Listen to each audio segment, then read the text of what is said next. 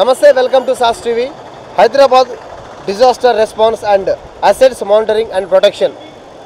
ఇంత పూర్తిగా చెప్తే ఎవరికి అర్థం కాదేమో ఏంటది అని ఆలోచిస్తారు. అదే హైడ్రా అంటే మాత్రం ఇటీవల బాగా వైరల్ అయిపోయింది, బాగా సంచలనంగా మారింది. ఎవరైనా సరే తక్కువ గుర్తుపట్టేస్తారు. ఎందుకంటే హైడ్రా ఇటీవల హైదరాబాద్లో పెను సంచలనాలు సృష్టిస్తుంది. అటు చిన్న నుంచి పెద్ద వరకు అవతల పక్క వ్యక్తి ఎంతటి వాడైనా సరే, ఎంత పలుకుబడి ఉన్నా సరే ఎవరిని కూడా లెక్క చేయట్లేదు. ప్రధానంగా దీని ఎజెండా వచ్చి చెరువులను కాపాడటం. గతంలో ఉన్నటువంటి చెరువులు ఇప్పుడు మూతపడిపోయిన నేపథ్యంలో వాటిని తిరిగి ఎక్కడెక్కడైతే సర్వే ప్రకారం ఎక్కడెక్కడైతే చెరువులు ఉండాలో ఆ చెరువుకు సంబంధించిన స్థలాలు ఎక్కడెక్కడైతే కబ్జా అయ్యాయో వాటిని అన్నింటినీ కూడా మొత్తం అంటే దాదాపు 5 అంతస్తులైనా సరే 10 అంతస్తులైనా సరే నిర్మోహమాటంగా నిర్దయగా కూల్చివేస్తున్నారు. అందుకు ఉదంతమే ఈరోజు హైదరాబాద్లో జరిగినటువంటి ఎన్ కన్వెన్షన్.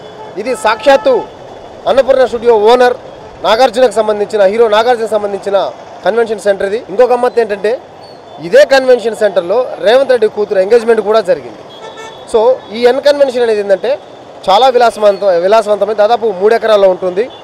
పెద్ద పెద్ద అంటే high society people, high profile people మాత్రమే దీన్ని బేర్ చేయగలరు. అంటే అంత ఖర్చుతో కూడుకుందనమాట. ఇది నాగార్జున నిర్మించారు. 2010లోనే దీన్ని నిర్మాణం చేశారు. అయితే అప్పట్లోనే టీఆర్ఎస్ ప్రభుత్వం అధికారం వచ్చిన తర్వాత కొంతమంది స్థానికుల ఫిర్యాదుతో ఈ ఎన్ కన్వెన్షన్కి నోటీసులు కూడా జారీ చేశారు. కానీ అప్పటి టీఆర్ఎస్ ప్రభుత్వం ఎలాంటి చర్యలు తీసుకోలేదు. అయితే జనం కోసం అనే ఒక స్వచ్ఛంద సంస్థ మళ్ళీ దీన్ని వెలుగులోకి తీసుకొచ్చింది. ఏదైతే హైడ్రా స్థాపించి ఎక్కడైతే అక్రమ నిర్మాణాలు కూల్చివేస్తూ చెరువులను కాపాడే ప్రయత్నం చేస్తున్నారో ఈ నేపథ్యంలో ఒక వ్యక్తి ఈ ఎన్ కన్వెన్షన్ మీద కంప్లైంట్ చేశాడు. సో పరిశీలించిన తర్వాత దాదాపు మాదాపూర్ చెరువుకు సంబంధించి 3 ఎకరాల భూమి కబ్జాకు గురైందని భావించి భారీ పోలీస్ బందోబస్తు మధ్య దీన్ని నిర్దాక్షిణ్యంగా కూల్చివేశారు. అయితే కూల్చివేసిన తర్వాత నాగార్జున కూడా దీని గురించి స్పందించారు. ఇది ఒక అంకణ స్థలం కూడా నేను కబ్జా చేయలేదు, ఇది పూర్తి చట్టబద్ధమైంది, ఎక్కడ కూడా చట్టానికి వ్యతిరేకంగా నేను ఏం చేయలేదని చెప్పి ఆయన ట్విట్టర్లో కూడా పోస్ట్ చేశారు, ఎక్స్లో పోస్ట్ చేశారు ఆయన.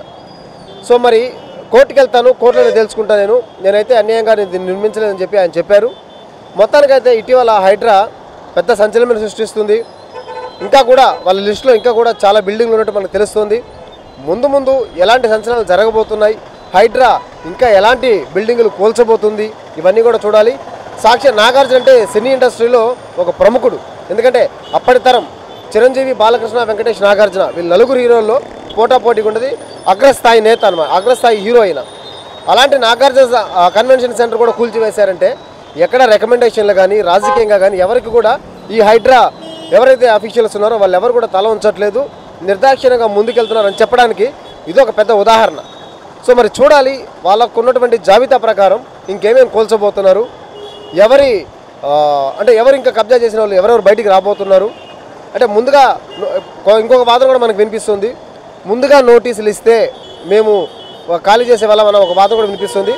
వీళ్ళేమో హైడ్రా అధికారులు నోటీసులు ఇస్తున్నామని చెప్తున్నారు, కానీ కొంతమంది నోటీసులు ఇవ్వకుండానే డైరెక్ట్గా వచ్చి కూల్చేస్తారని చెప్పి మరొక వాదన వస్తుంది. మరి చూడాలి ముందు ఏం జరగబోతుంది, హైడ్రా ఇంకా ఎలాంటి సంచలనాత్మక నిర్ణయాలు తీసుకోబోతున్నారు, ఎవరి బిల్డింగులు కూల్చేయబోతున్నారో వేచి చూడాలి. కెమెరా పర్సన్ వంశీ కృష్ణారెడ్డితో జోసెఫ్, సాస్ టీవీ, నెల్లూరు నుంచి.